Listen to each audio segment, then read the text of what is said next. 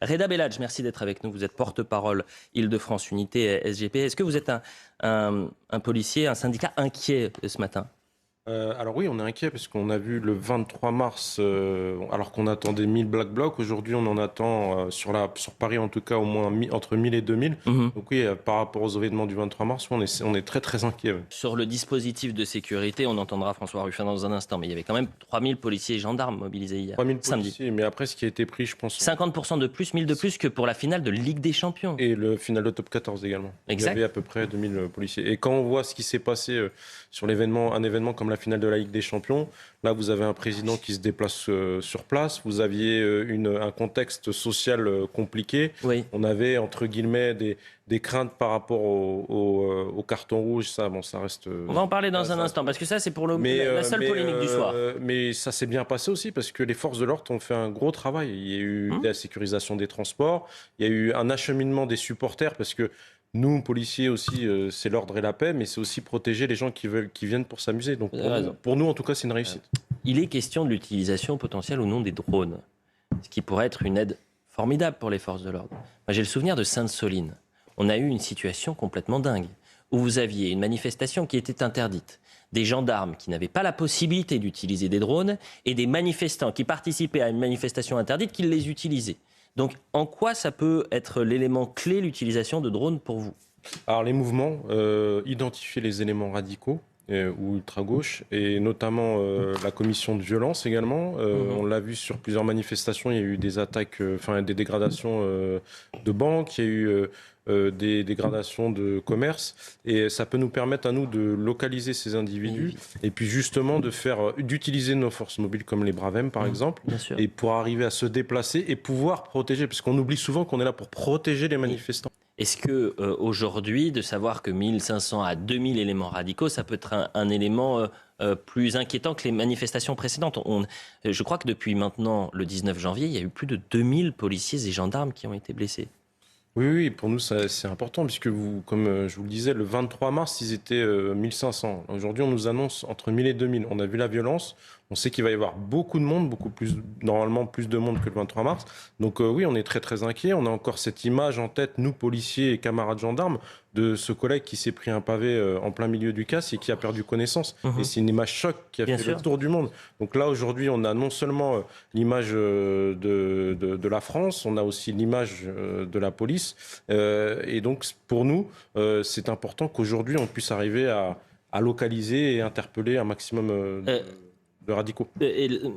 Tout au long du week-end, on a diffusé des images des précédentes mobilisations du 1er mai. Ce qui est d'ailleurs terrifiant, c'est qu'au gré des années, au fil des années, on a les mêmes images. Que l'image du 1er mai 2019, je vous la passe maintenant, vous avez l'impression que ça s'est passé lors de la 12e mobilisation de la réforme des retraites. Est-ce que vous, sur le terrain, vous avez la sensation que cette haine, cette violence à l'égard des forces de l'ordre, contre les forces de l'ordre, est devenue plus grande ? Alors oui, autant au niveau de l'image, les Français apprécient, les statistiques le prouvent, leurs policiers et leurs gendarmes.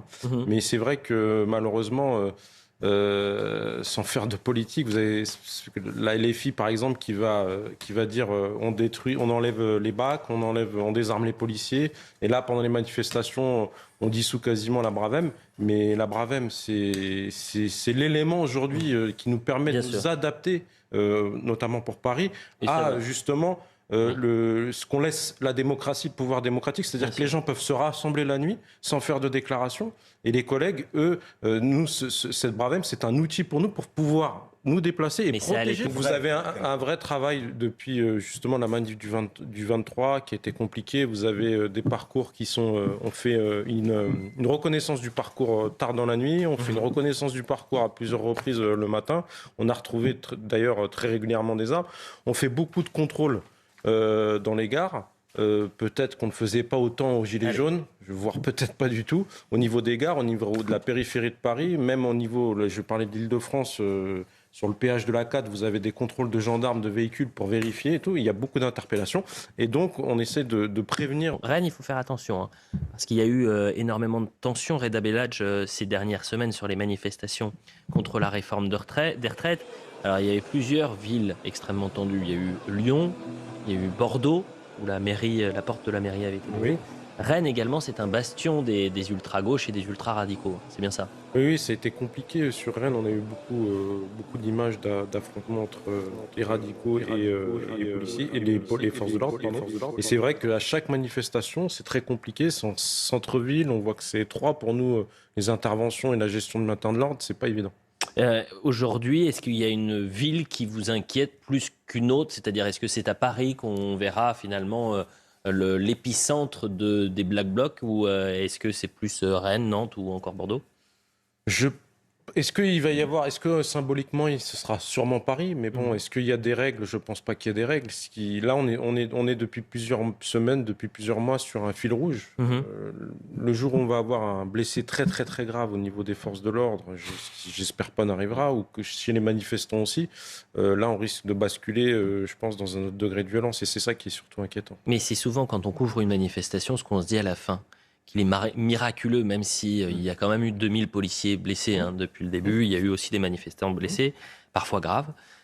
Moi, en sortant de manifestation, je me suis toujours dit, mais c'est un miracle qu'aujourd'hui, au vu de la violence des affrontements qu'il peut y avoir entre éléments radicaux et forces de l'ordre, que finalement, il n'y ait pas disons le mot, de mort.